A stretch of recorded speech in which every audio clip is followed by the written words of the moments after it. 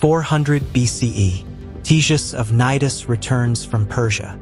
He's been the royal physician for 17 years. He's seen the empire, traveled its edges. He writes about India, describes its animals. Among them, wild asses, fleet of foot, with a single horn projecting from the forehead. White body, purple head, blue eyes. The horn, he says, has properties. Powder made from it protects against poison.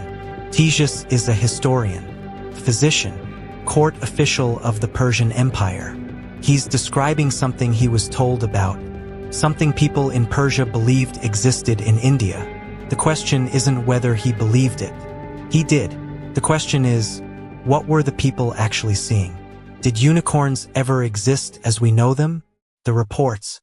The unicorn appears in texts spanning 2,000 years. Different continents, different cultures, different languages.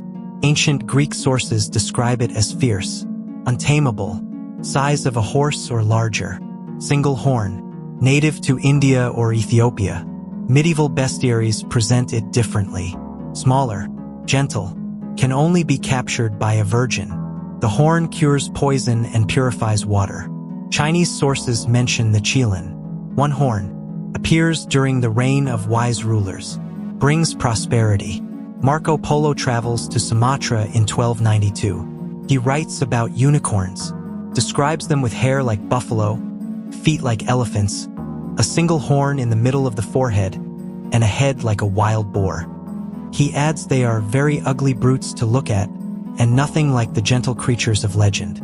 Polo saw something, called it a unicorn, recognized it didn't match the stories. He was describing a rhinoceros. The early sources. Julius Caesar documents unicorns in Germania's Hercynian forest, 50 BCE, describes deer-like creatures with single horns projecting from their heads. Pliny the Elder, 77 CE, catalogs unicorns in his Natural History, lists them alongside real animals, lions, elephants, crocodiles. These aren't myths presented as myths. They're natural history, attempts to document the known world. Cosmas Indicopleustes, 6th century CE, Byzantine merchant who traveled India and Ethiopia. He sketches 4 brass unicorn statues at the palace of the king of Ethiopia. Writes they represent real animals from the region, not legend. Wildlife, why it mattered. The unicorn wasn't just an animal. It was a symbol. In Christian iconography, the unicorn represented Christ. The virgin who could tame it symbolized Mary. Capture represented incarnation and sacrifice. Medieval tapestries depicted unicorns in gardens. Noble families displayed them in heraldry. The creature embodied purity, grace, power. The horn held particular significance.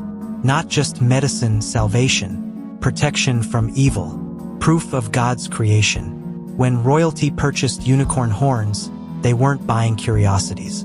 They were acquiring holy relics, evidence of divine power in the natural world. This wasn't trivial belief. It was theology made tangible, which makes the question more important. If unicorns didn't exist, what were all these people, scholars, kings, merchants, actually observing? The physical evidence. The unicorn horn appears in European markets around 1000 CE, called alicorn, sold for enormous prices, 10 times its weight in gold. Queen Elizabeth I owned one valued reportedly at £10,000. If true, that adds up to roughly £3 million today. These are real objects, physical items, bought, sold, displayed. The Danish royal throne, built 1662 to 1671, is constructed partly from unicorn horns. 3 entire horns support the structure. Others form armrests. The throne still exists. You can see it in Rosenborg Castle, Copenhagen. Then comes something more dramatic. 1663. A cave near Quedlinburg, Germany. Workers mining gypsum discover bones. Large bones, scattered in the limestone. Word spreads. Scientists come. Otto von Guericke, inventor of the vacuum pump, mayor of Magdeburg, physicist who proved air has weight, examines the find. Gottfried Wilhelm Leibniz visits in 1686. co-inventor of calculus, one of the greatest intellects of his age. They see assembled bones, a skeleton unlike anything in Europe, single horn, for legs, horse-sized. These aren't medieval peasants. These are founders of modern science. They consider it genuine evidence of a unicorn. The turning point, 1638. Ole Worm, Danish physician and naturalist. He dissects a unicorn horn. The internal structure doesn't match terrestrial mammal bone. He compares it to teeth, to ivory. He concludes, these are narwhal tusks. The narwhal, toothed whale native to Arctic waters.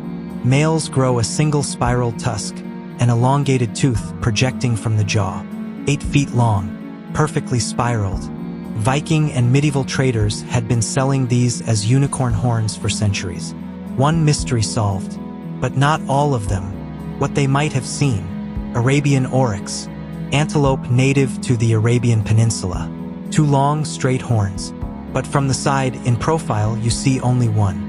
Ancient artwork depicts oryx in profile. Single horn visible. Body white. Aristotle mentions the oryx as a one-horned animal.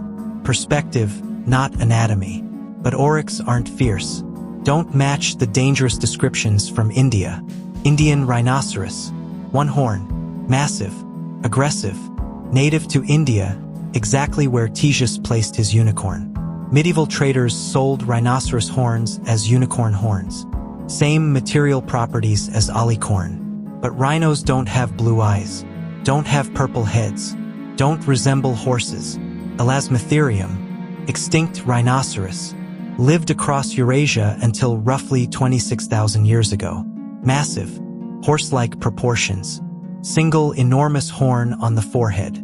If humans encountered them in remote regions, if oral histories preserved descriptions across millennia, the accounts might survive. But no evidence suggests survival into historical times. The horn trade, the commerce was real, documented. It is reported that St. Mark's Basilica in Venice held what were believed to be 3 complete unicorn horns, displayed as religious artifacts.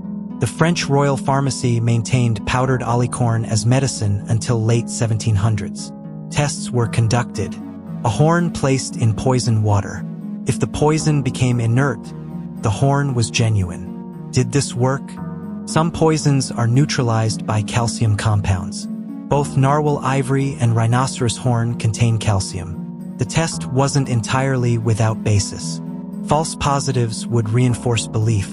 The Quedlinburg skeleton. Later analysis reveals the Quedlinburg bones weren't one animal. The skeleton was an assemblage. Bones from multiple species found in the same cave.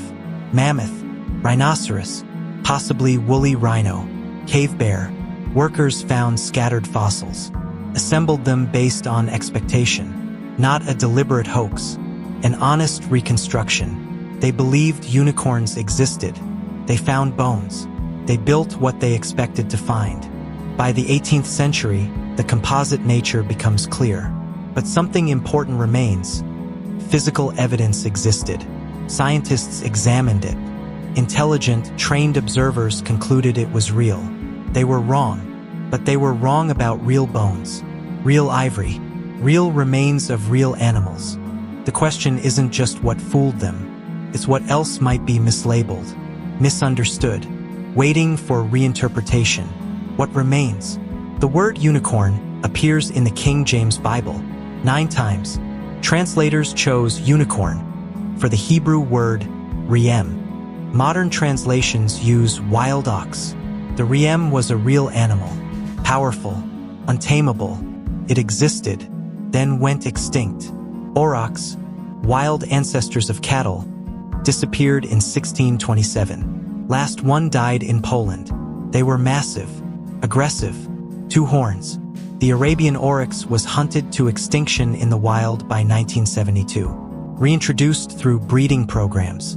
If certain animals disappeared before science could catalog them, if they lived in remote regions, their memory would survive only in stories.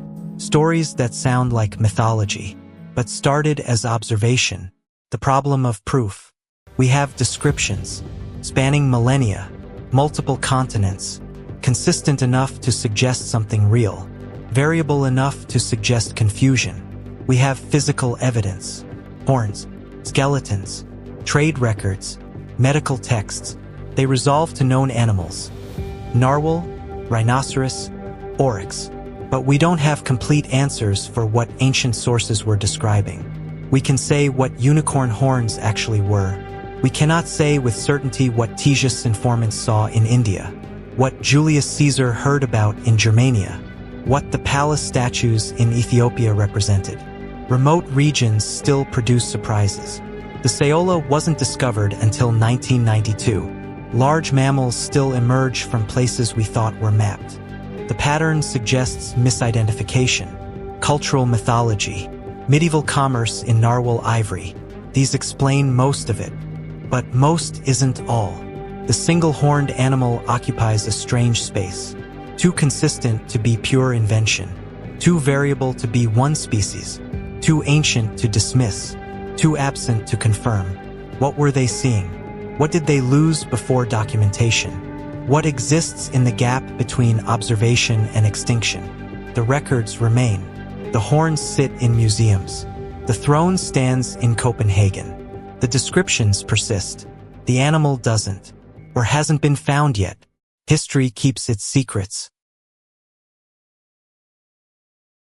The story doesn't end here. For more mysteries, join us and subscribe to Beyond the Myth.